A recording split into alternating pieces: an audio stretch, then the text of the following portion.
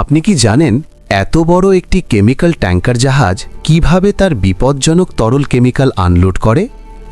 ভাবুন তো, এটা কোনো সাধারণ তরল নয়, বরং এমন সব কেমিক্যাল যেগুলো সরাসরি ফ্যাক্টরি এবং ল্যাবরেটরিতে ব্যবহার করা হয়।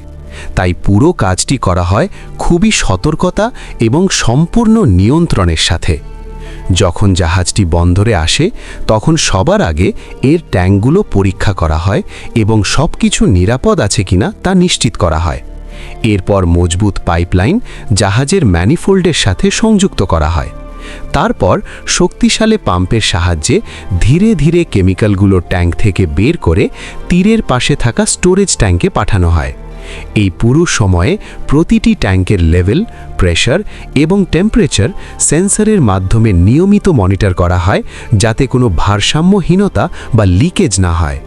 ইঞ্জিনিয়াররা কন্ট্রোল রুম থেকে প্রতিটি মুহূর্তে পুরো প্রক্রিয়ার ওপর নজর রাখেন এবং প্রয়োজন হলে সাথে সাথেই পুরো অপারেশন বন্ধ করে দিতে পারেন।